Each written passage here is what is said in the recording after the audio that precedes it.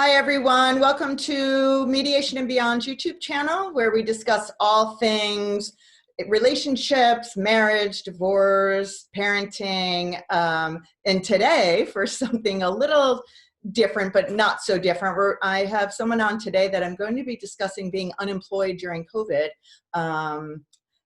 I have the good fortune of having Anna Perillo here. She's in transition. She's an executive administrative assistant who previously worked at Tiger Products. It's a company that is owned by a private equity firm. And in that role, she was office manager as well as conference and event coordinator. In the past, she's worked for a lot of different types of companies, including Fortune 100s, Big Four accounting, nonprofits, privately owned, and small banking. She's worked in auditing and HR, treasury, business analysis, FP&A, and her last role was in sales. So she's done quite a few things.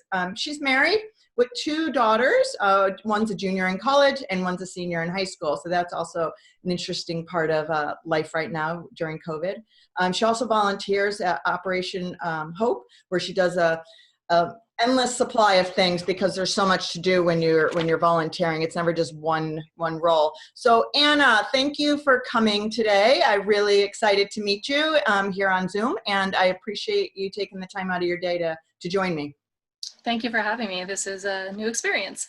Yeah, so I thought, I met you at an event a while back, and when we got to talking, I thought, how interesting it is to, one, be unemployed during, in general, right? I mean, that's never a great thing for people, but no.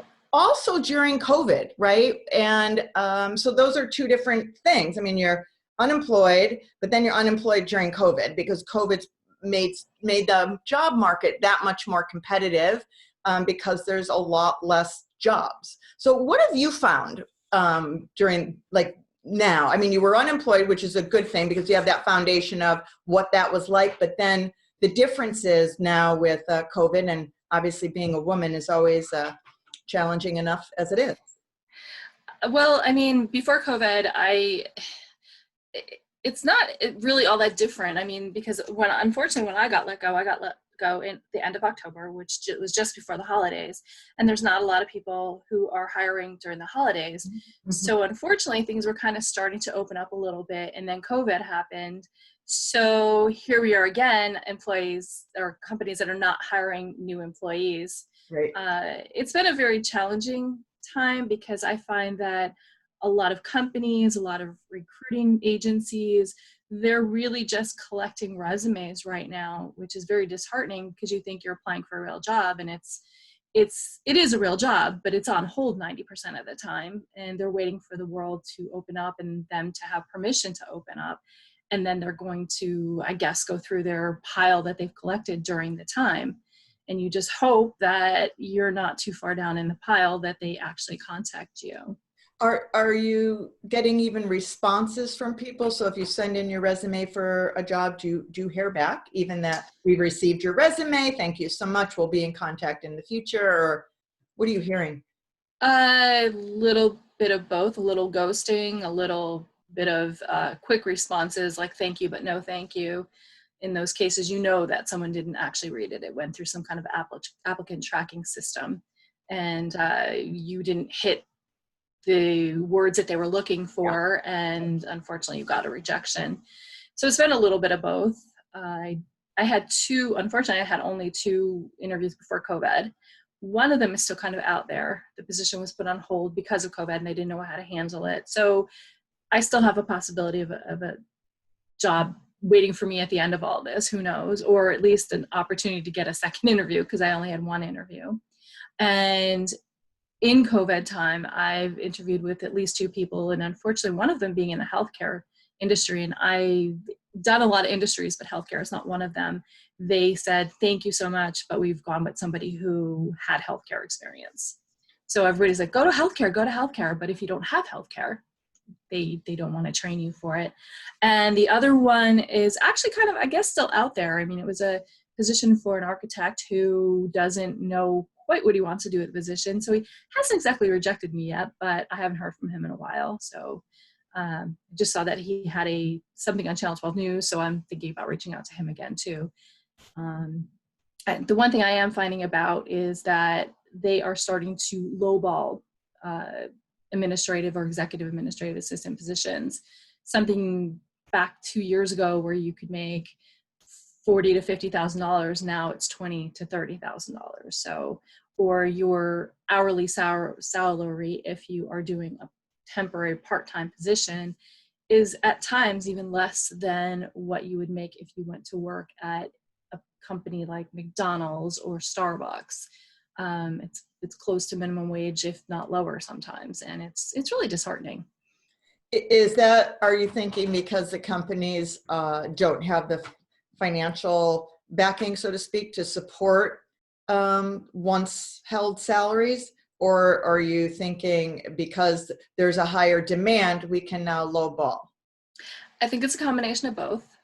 They're definitely looking out for their bottom lines right now, and as everyone is. But also, yeah, I think right now that they're thinking, oh, we can pick and choose who we want, and we'll go for the person who's going to take the 20,000 versus the 30,000. And a lot of times, unfortunately, happens to be somebody who's younger, who doesn't have mortgages and children and things like that. So. Right. Yeah. They can still kind of sometimes live at home, and yes, you can live on your $20,000 or $30,000 if you don't have expenses of kind of adult life, right? Like you were saying, mortgage, kids, those kinds of things. So, how has this? Obviously, you became unemployed at a very challenging time, October, because you have Thanksgiving, you have Christmas, we have the New Year, and then really you only had like a month in or 2 months in, and then COVID hits. So not really a long time to be able to get yourself out there. What are some techniques you're using to market yourself? Well, I have my LinkedIn profile, and Okay. I know that gets a lot of hits. Unfortunately, not a lot of action other than someone looking at my LinkedIn profile. But I also go to networking events. Where I would imagine, right? Zoom networking events. Yeah, unfortunately. Well, pre-COVID, it was great. You would go to different locations and you meet people, and you could actually hand them your resume or your business card, which is really highly suggested when you're unemployed, is to get a business card, because you could put everything out there and just go, here you go. I also, just went on Indeed and went on LinkedIn for jobs, and so it was out there. Talk to anybody, pretty much. Have you hired a recruiter to? Oh, yes. Okay. Yes. Actually, my go-to back in the day, if I was ever finding myself in a position where I was unemployed, which only happened one other time, so it's not like it's a lot, right. Or I found myself, not really happy in the position I was in, I always went to a recruiter, and within a couple of weeks, I had a new job. Unfortunately, recruiting doesn't quite work that way anymore, but it was the very first place I went to when I was let go. Pretty much the next day, I was on the phone with a recruiter who had ironically contacted me 2 months before saying, hey, we found your resume. It appears to be old. Would you like to update it? Tell us what you're looking for. And at the time, I wasn't totally looking, but I said, if something comes up and you think that I'm a good fit, please bring it to me and I'll let you know. I was pretty happy with my position that I was in, but you can't give up a good opportunity to expand and grow. And little did I know, 2 months later, I would be calling her up going, could you please find something for me? Unfortunately, with recruiters, it's the same thing. They also collect your resumes right now. I'm finding that I talk to a recruiter, and the next thing I know, that recruiter is in a Zoom call with me in one of my networking groups because they're out of a job as well. So, wow. Yeah, I've had at least 4 recruiters and one of them I'd heard from like 3 or 4 people, oh, you got to call, we'll say Samantha. Yeah. And I talked to Samantha, and then 2 weeks later, I see Samantha on a Zoom call with me in one of my networking, and she's not there to collect names and talk to people about the recruiting process. She's there to get herself in the networking system so she could get a job for herself. So it's been crazy. Well, the irony of that, right? I mean, Yeah, the person you're hoping that's going to help you now needs help. right. Yeah, that's a first. I've not heard of that one before. So, Well, the biggest one is there was a woman who was sort of like the vice president of the recruiting company who I'd run into different networking things. Like she would talk about her agency and what they did. Now I find out she's out of a job. wow. Yes. Okay. Yeah. So it's bigger than you think. I mean, that for me, that feels almost defeating in a way. It's like, wow, Mhm. this is not good, right? This If is not they're out of a job, what hope do I have for sure? right. Yes, yes. So how do you keep hope alive during this? Like, so if I'm laying in bed and I come across this video of you and I discussing being unemployed as a woman, an adult woman with a family and responsibilities, how do you keep the hope going? I don't know, to be honest with you. I think I'm just a very strong-willed person that I'm not going to accept that I'm never going to find a job.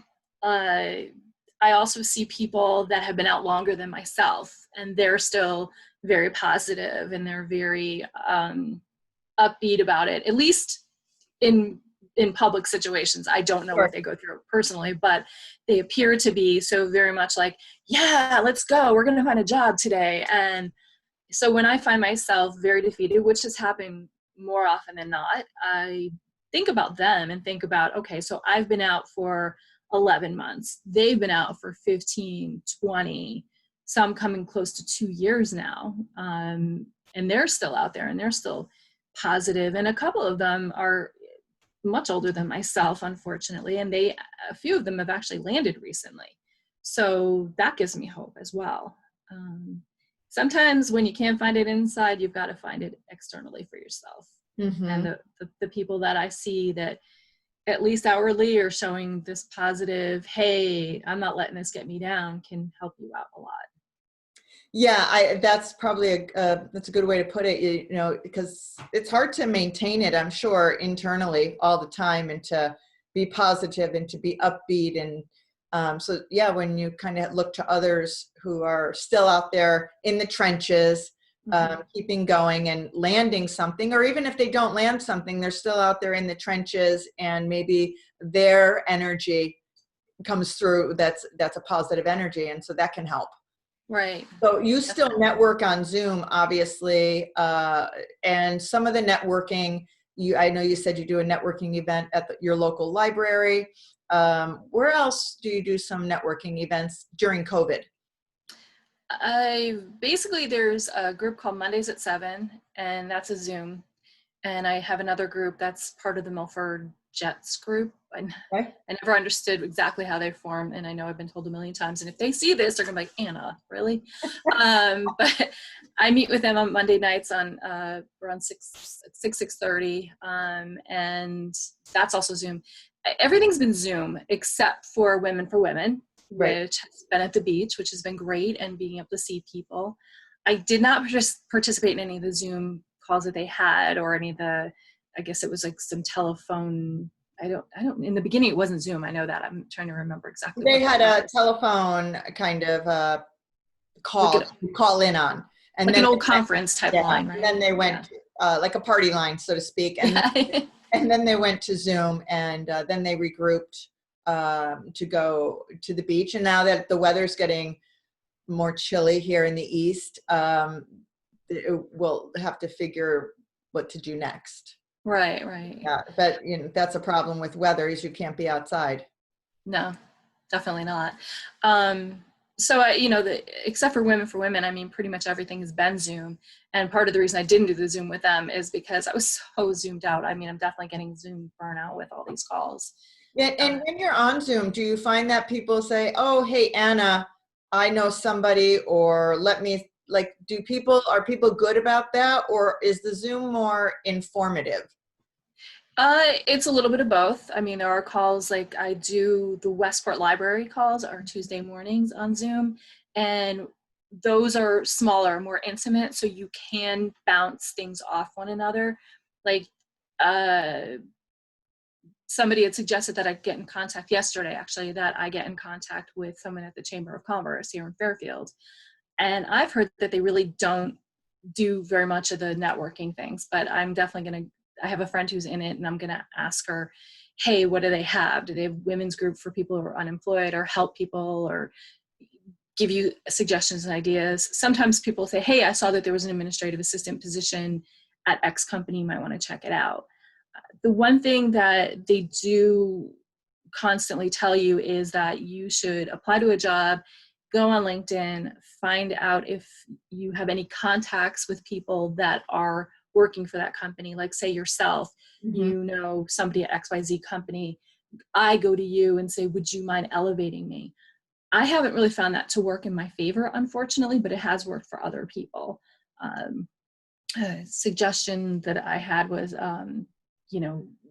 just contact the people and send them an email. And unfortunately, they don't get back to me.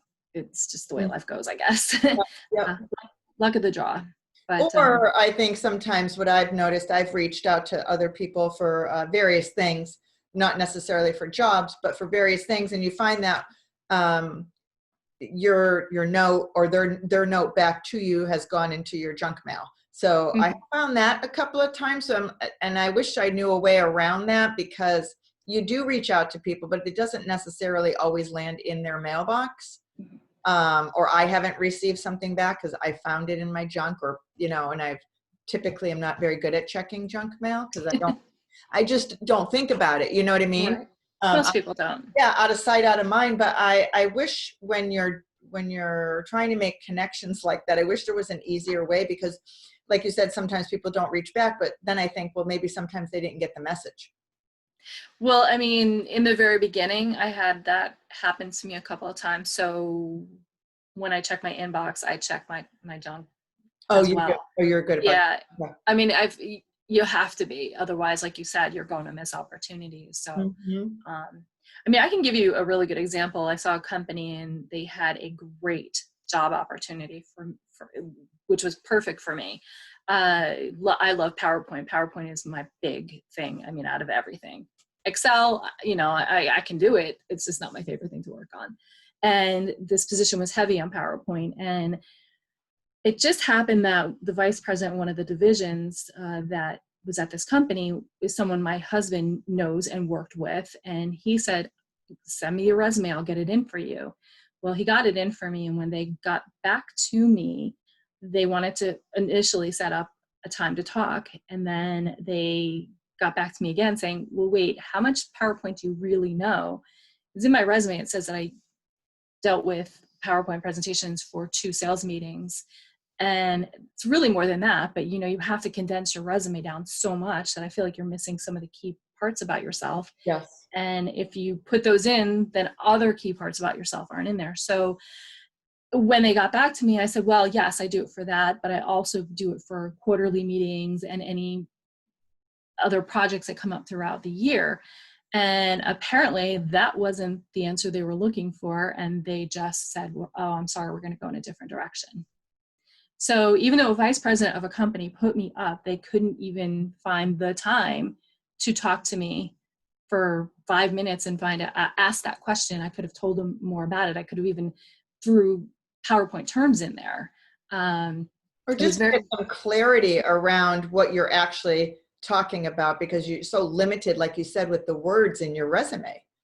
As well as emails. I mean, you can't get a text, an email. You're not going to get across what you really want. You're just supposed to get the basic, but not everything. And the thing is, the person that put me up, he and I had a conversation for about half an hour, and we talked about what kind of PowerPoint skills were needed. And in talking to him, he said, oh yeah, you'll be perfect for this. And then nothing. So it's been very disappointing, because they judge you on this tiny little part of yourself.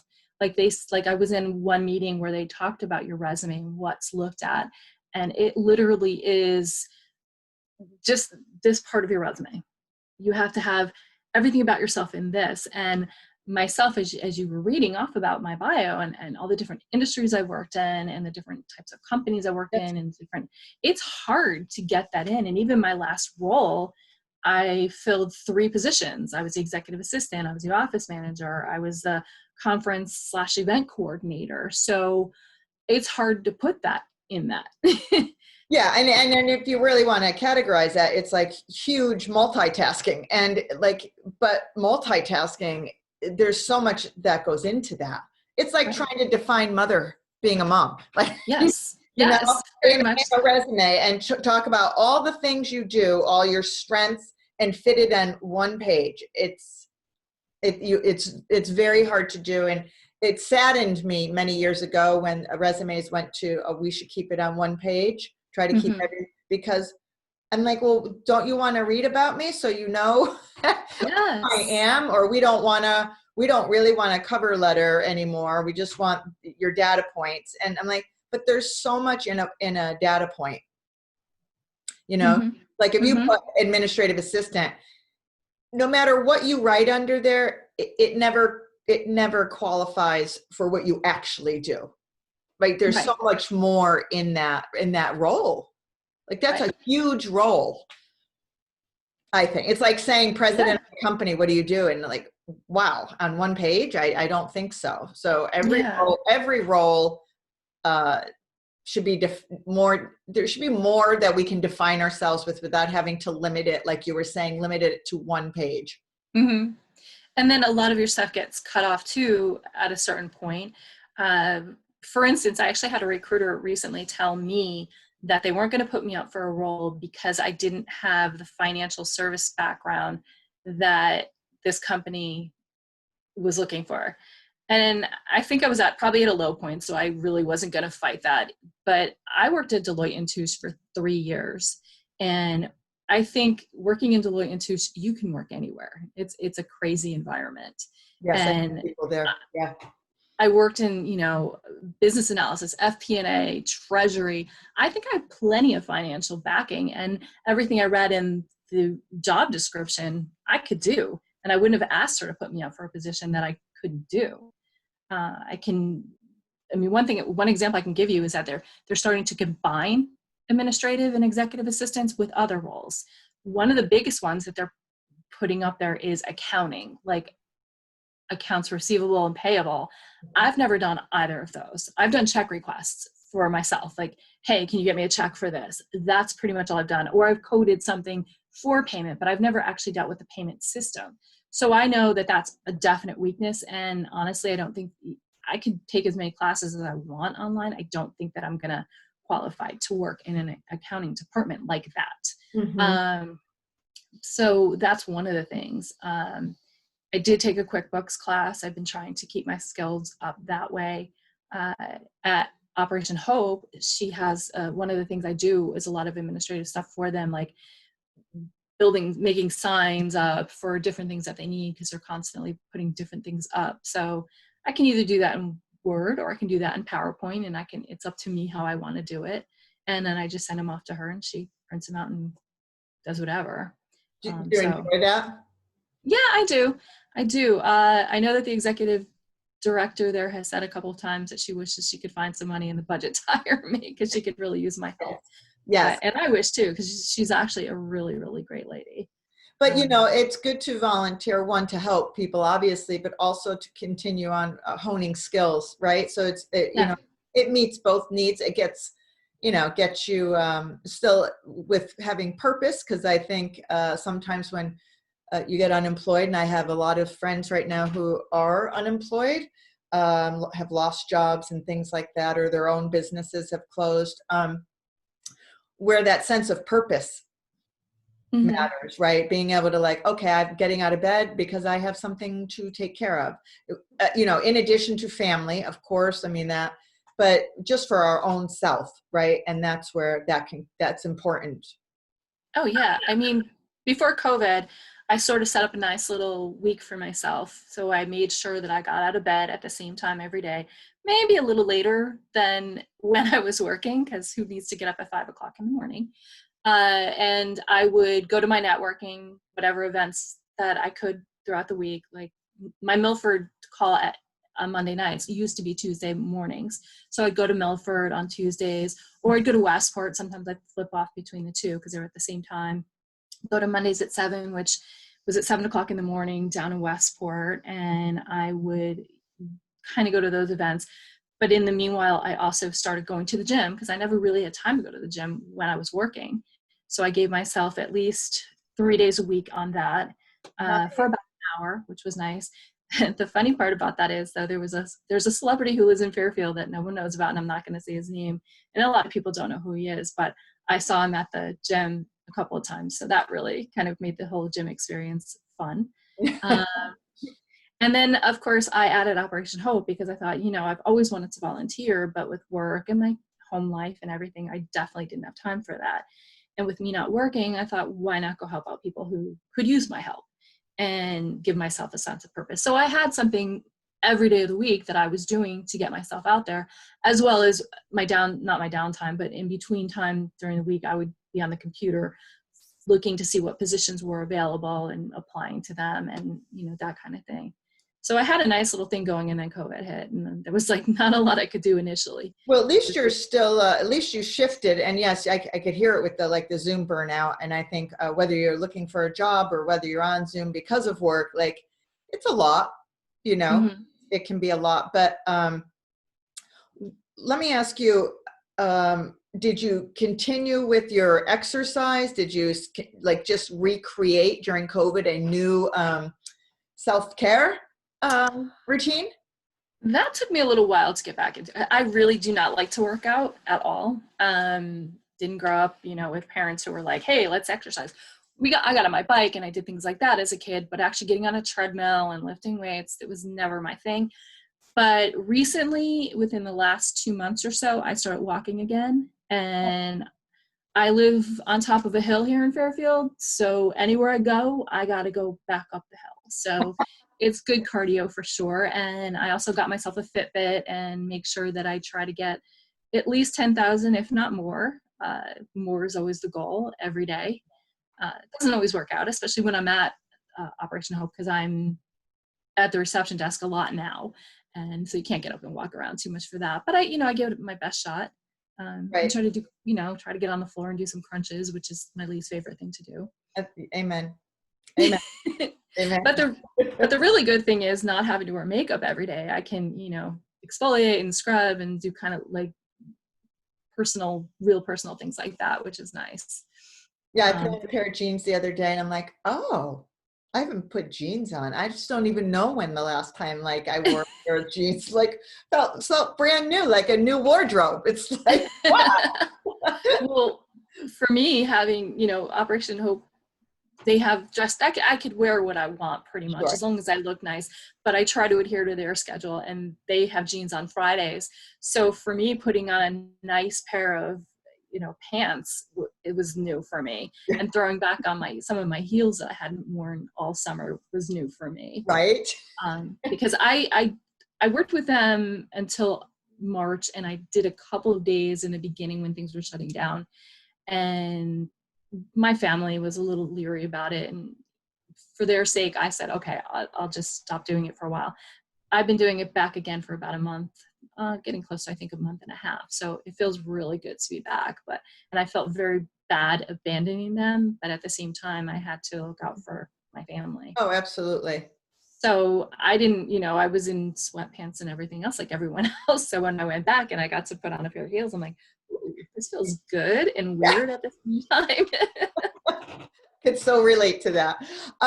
So it's been good that you've had the routine and stuff. And I think that's really helpful for mental health and just keeping your perspective going. But how has unemployment, have you noticed any effects on your family life or home life, relationship with your husband? Sometimes these can be big stress. I'm not trying to get too personal into your, right. But sometimes these can be big stressors. Or have you noticed that, you just it's been kind of even keel? At times it's even keel. At times it's stressful. I mean, he works in the city. However, he's been home since March. He came home before anybody else. Apparently someone was sick, but thankfully it was not COVID. And they pretty much sent everybody home. Said, take what you need and go. And it took him an hour and a half to get to work. back and forth every day. So he's home all day long. And sometimes it drives me crazy because I go, back to that sense of purpose thing. It's like, oh, you know what? I think I'll clean the kitchen today. And then he starts doing it. So you took your sense of purpose away and you get aggravated and you're like, go away. But it's also been kind of nice because, we get to have dinner every night and we have dinner at a decent time. We're not eating at 7:30, 8 o'clock. We're eating like 5:30, 6 because I like to go for my walks after dinner. Mm-hmm. And now that it's getting darker earlier, got to eat a little bit earlier. And then that way I can say, oh, I burnt off my dinner and I can have this cookie. Right. And as far as my children goes, my oldest daughter, she's in college at Michigan State University. Is she actually physically there? She is actually physically there. She's not on campus because campus is closed. It's all remote learning. However, she signed up for a apartment last year, and it's in a building that caters to students. And to me, it's more of a glorified dorm than anything else. But since she signed the lease, she had to go. Right. But back in April, we went and picked her up, and we did a midnight run. We literally left at 2:30 in the morning and got back at 1:30 in the morning after picking her up. Wow. It was crazy. The only thing about her that drives us crazy is she is a very high-strung Aries and always constantly got to be moving. So she was home about 2 weeks, driving us crazy, and we let her do DoorDash. She was doing DoorDash. She said, look, they put it in my car. I bring it to someone, there's no context. So we were okay with that for a little bit. Yep. And then she started doing Instacart, and that got a little leery, but we're like, well, I go to the grocery store, so what's the difference here? But she couldn't wait to get back to school, and we kind of at a point couldn't wait for her to get back to school, and her sister couldn't wait for her to get back to school either. And then you have the one in high school, correct? A senior? Yes. There was so much talk last year about how the seniors were losing out their senior year, but I feel that this year's senior class should, I don't want to say be pitied, but for lack of better wording, I'm going to say pitied because there's a huge chance that they're going to miss out on their entire senior year. Yeah. Last year, at least they got from September to beginning of March. And there's a really big dance called Counties. And then there's Red and Whites. There's two different that are run by some Fairfield County establishment here. And it's a charity thing. And I don't know all the details on it, but my daughter didn't go. She said, you know what, I'll just go to prom. But then she didn't get her junior prom. But at least the seniors got that. And I have to say that Fairfield came up with a great drive-in movie theater graduation experience because I was part of it. I was handing out little hats and goodie bags to people. And I really think that the energy of everybody that was there were like, okay, this isn't what we thought it was going to be.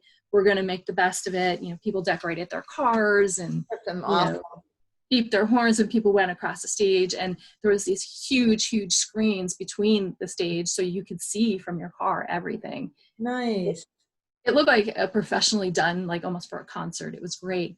But this year's seniors are probably not going to have their red and white dance, and they're probably not going to have their prom.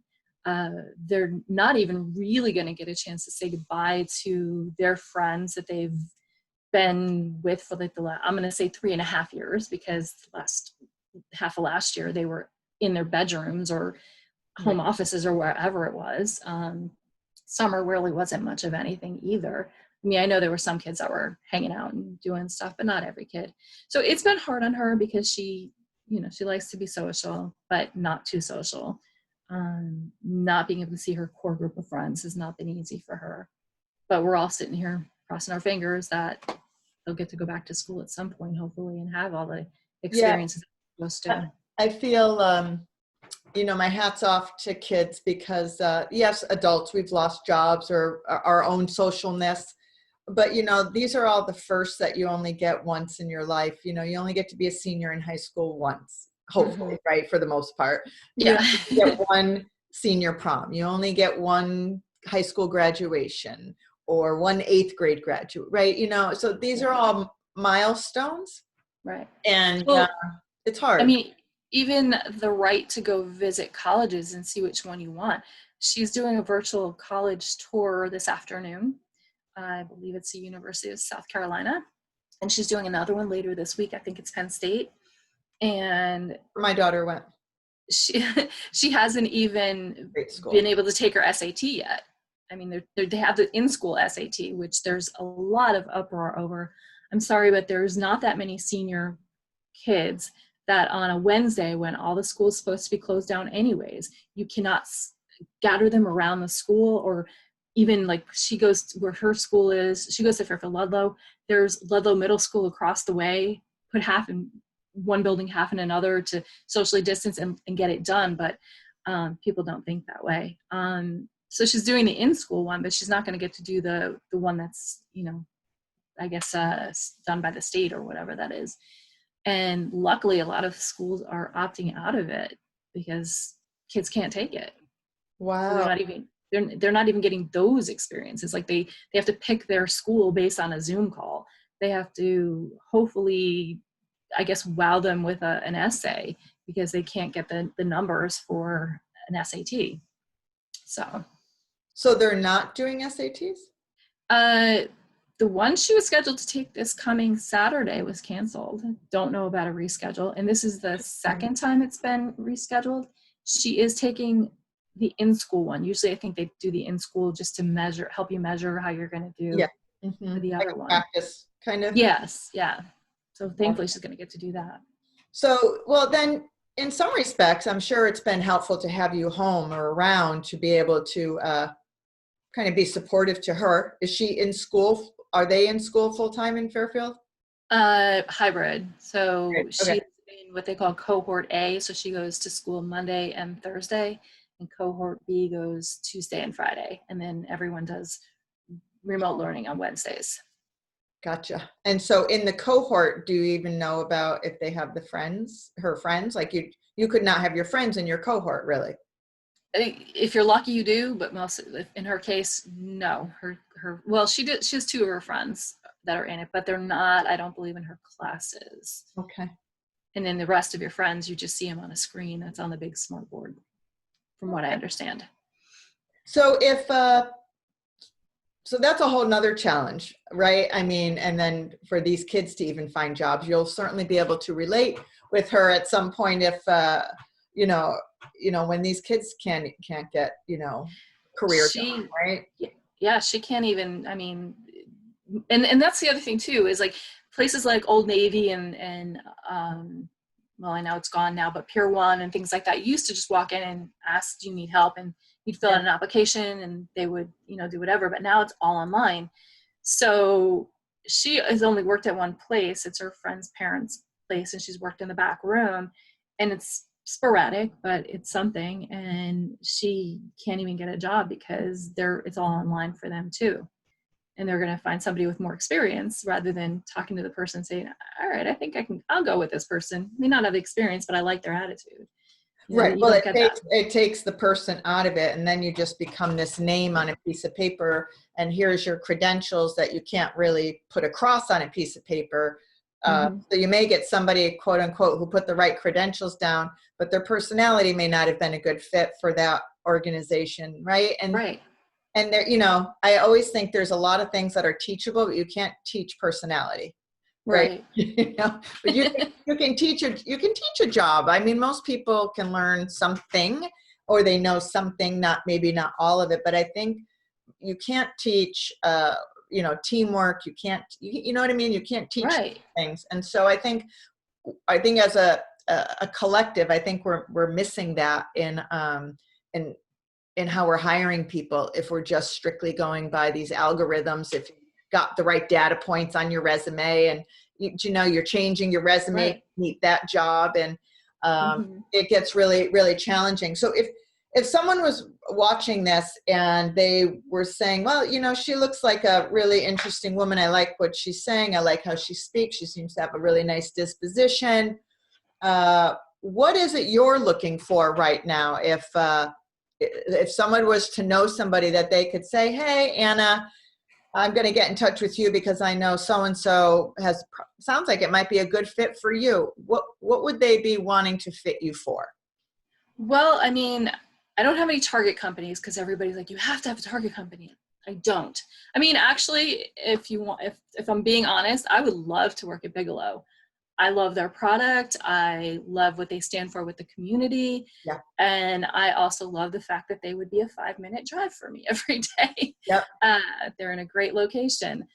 But ultimately, I'm looking for a company that's medium to large size. I've worked in smaller companies. Like my last role was actually in I think there was 93 people across the globe that worked for the company, but the office itself was 8 people. Which is fine, but if you have an off day or an off week with somebody in the room, it makes it a little uncomfortable. Or if your personalities aren't perfectly matched, being in a 3,000 square foot room every day is not going to work. But I can do it. I mean, I'm one of those people that can, even if I don't like you, you're not going to know that. Right. Because I feel like that has no place in the workplace. If you don't like somebody, you just got to get the work done anyway. So just fake it till you make it all day long, I guess, with that person. But I'd rather work with people I do like, obviously. My ultimate goal would be a full-time position, but I'm also willing to do temp to perm or contract roles as well. Okay.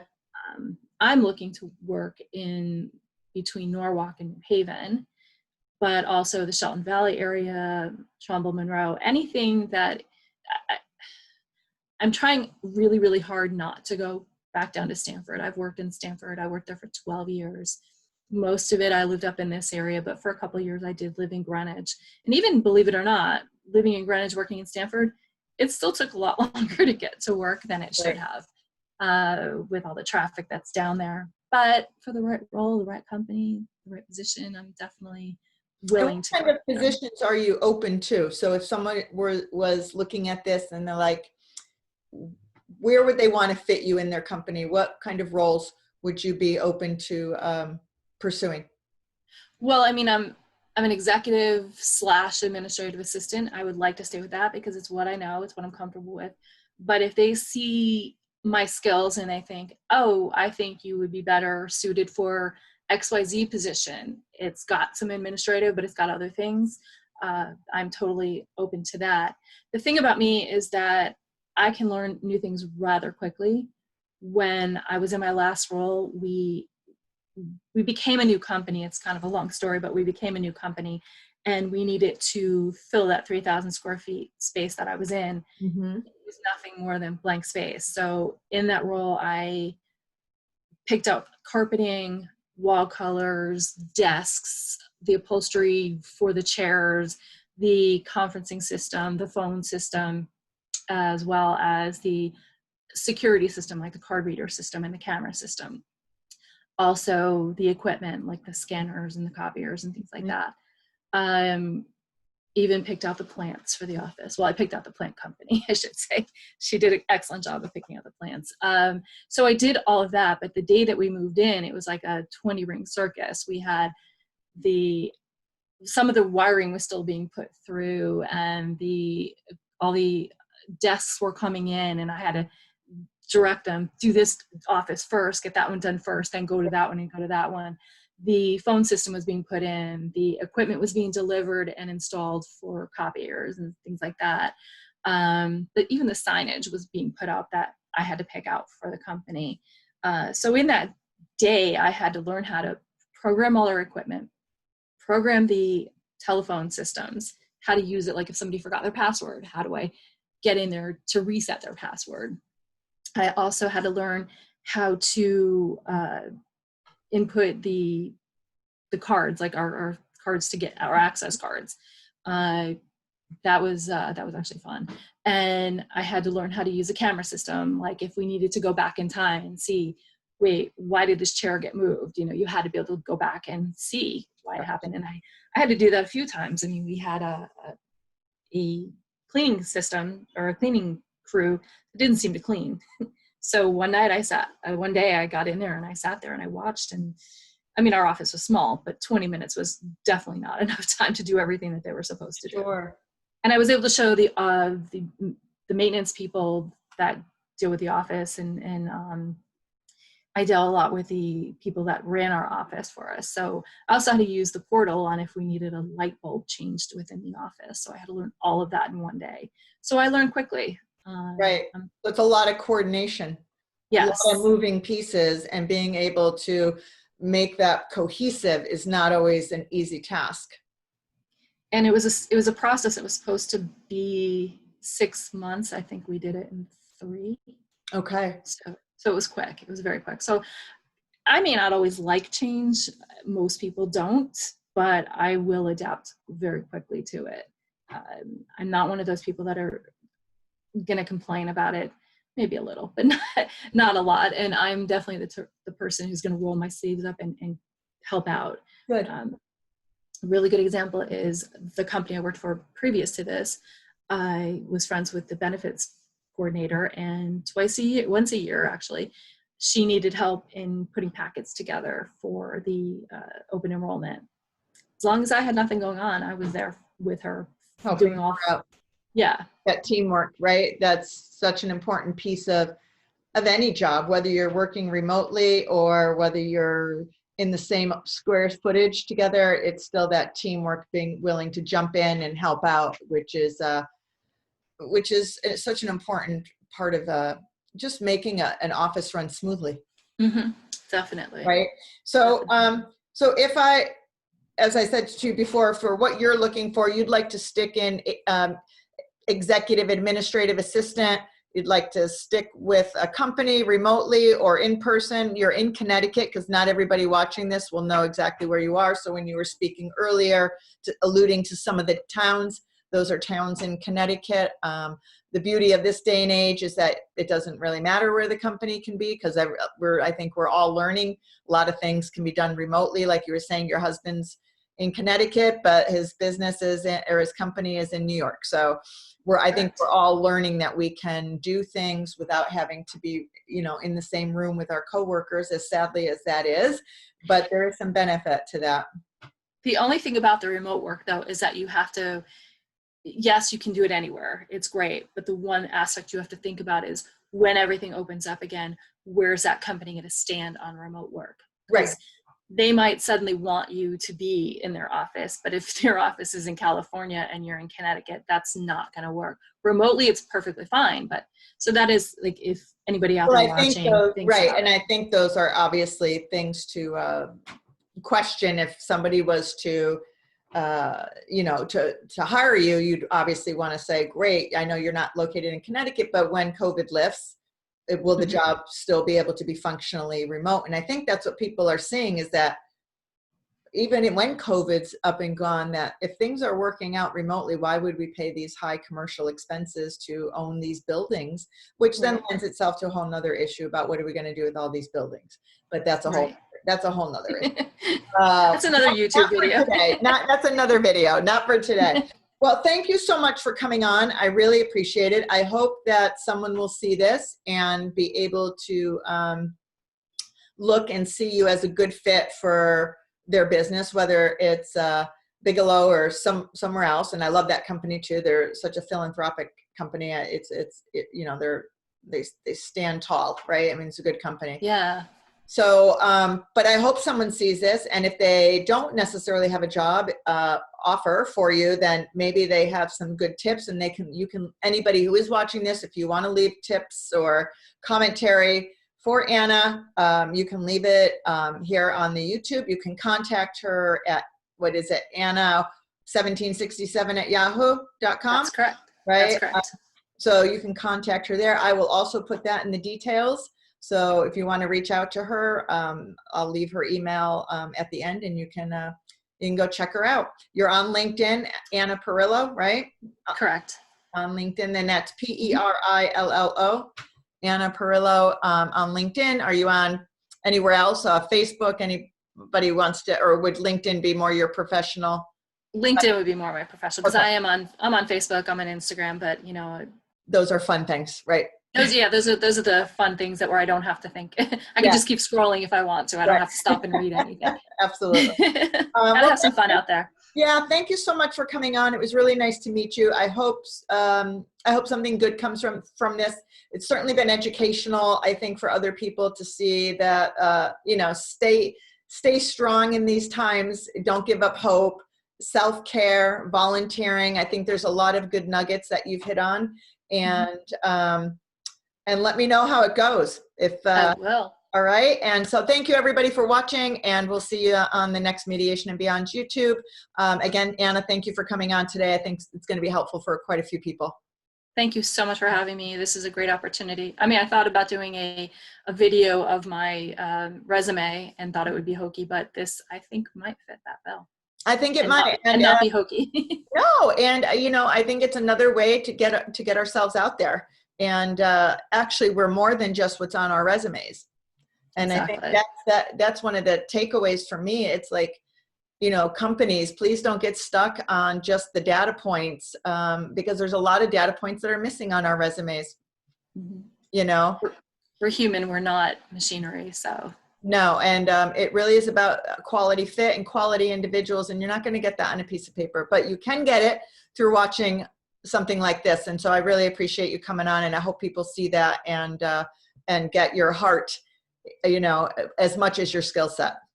I thank you so much for this opportunity. Absolutely. Thank you. I'm sure I'll see you at a Women for Women, and we'll talk again soon. Take care. Definitely. Thank you. Yep. Bye. Bye.